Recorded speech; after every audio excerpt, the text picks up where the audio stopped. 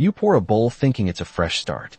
Bright box, smiling mascot, words like whole grain and fortified. It feels healthy, responsible, smart. But what if your breakfast has more sugar than a dessert? What if the energy boost is just a glucose spike in disguise? Some cereals are closer to frosted cupcakes than real food. And the labels? They don't exactly scream that truth. Today, we're counting down 9 breakfast cereals that are worse than dessert, and why the fine print might shock you. This is Culinary Cipher, where we decode the labels so your health doesn't have to pay the hidden price. 9 Honey Nut Cheerios. It looks innocent. Heart-healthy branding. Whole grain oats. Front and center. But flip the box over. Sugar is one of the top ingredients.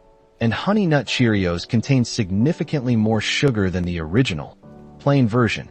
That sweet coating turns a simple oat cereal into something closer to a glazed snack. And because the flavor is light and airy, it's easy to pour double the serving size without even realizing it. A small bowl can quickly become a sugar-heavy breakfast. The honey image suggests natural sweetness, but most of its sweetness comes from added sugars and syrups. Not raw honey. It's subtle marketing, with big impact. 8 Fruit Loops. Bright colors. Fruity smell. Childhood nostalgia. Fruit Loops are essentially flavored sugar rings with added coloring. The ingredient list usually includes multiple types of sugar. Corn syrup, sugar, fruit juice concentrates, plus artificial or natural color blends, depending on region. Despite the heavy fruit branding, there's minimal real fruit content. Each serving delivers a fast carbohydrate hit. That means a quick energy spike, and often a crash before lunchtime.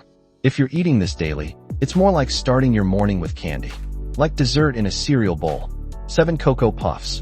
Chocolate for breakfast. That should already raise eyebrows. Cocoa Puffs are marketed as fun and energizing, but they're often loaded with added sugars. In some cases, a single serving contains as much sugar as a frosted donut.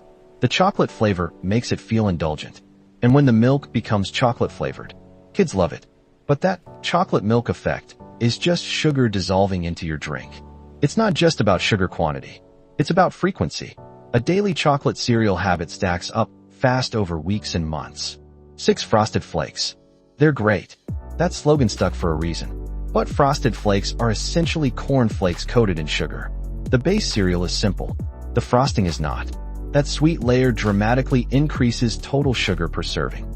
And again, serving sizes are small. Most people pour far more than the suggested amount. The texture makes it easy to eat quickly. Fast digestion. Rapid blood sugar rise. Short-lived fullness. If you wouldn't eat a bowl of sugar-coated corn chips for breakfast, this is the same concept, just in flake form. 5 Lucky Charms. Colorful marshmallows are the giveaway.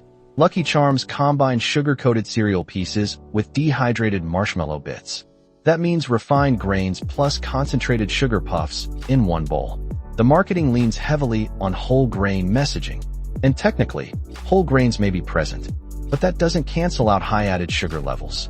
It's the contrast that makes it tricky. Parents see whole grain on the front. They assume it's a balanced breakfast. But the marshmallows alone are closer to candy sprinkles than breakfast fuel. Fun? Yes. Dessert? Also yes. For Cinnamon Toast Crunch.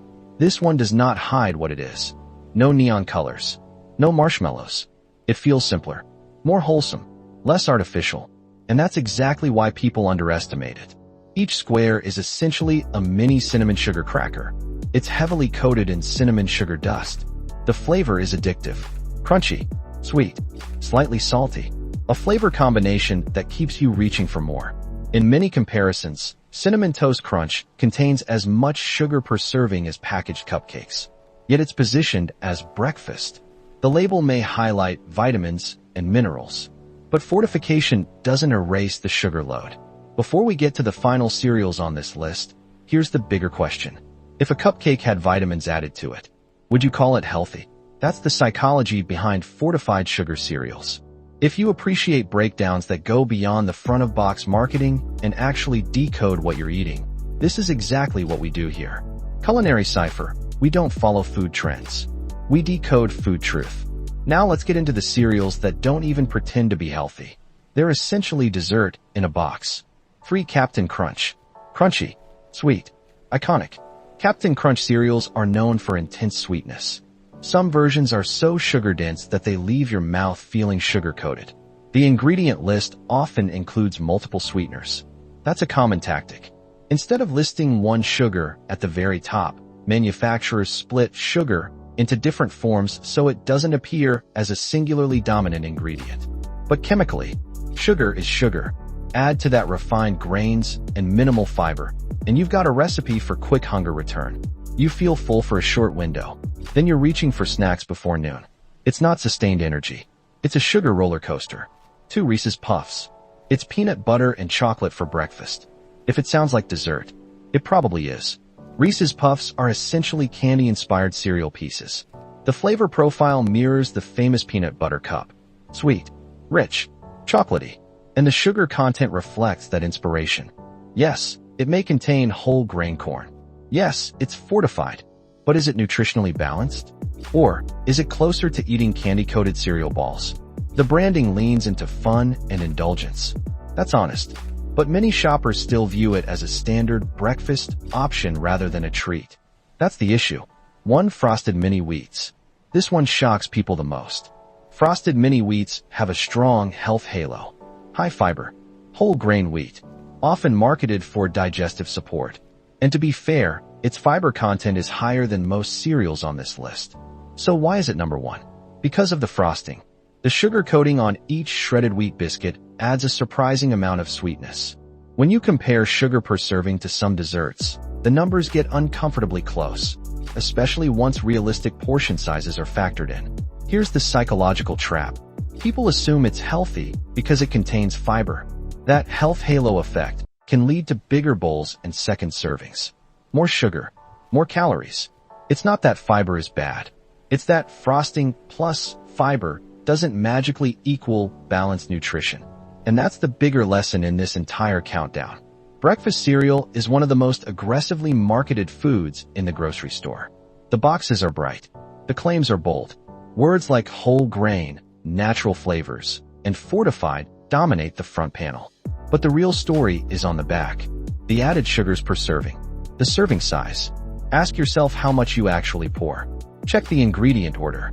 Ingredients are listed by weight. If sugar, in any form, shows up near the top of the list, that's a clue.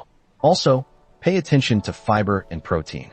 A cereal with high sugar and low fiber is essentially dessert in disguise. That doesn't mean you can never enjoy sweet cereal. It means you should treat it like what it is. A treat. If you want a cleaner breakfast, consider plain oats with fruit, plain shredded wheat without frosting, Greek yogurt with nuts, eggs and whole grain toast. Those options don't come with cartoon mascots. And they also don't come with hidden sugar spikes. Because when your breakfast is sweeter than a cupcake, the most important meal of the day turns into the first sugar crash of the day. Once you learn to read the fine print, the illusion disappears. This is Culinary Cipher. Decode the label. Reclaim your plate.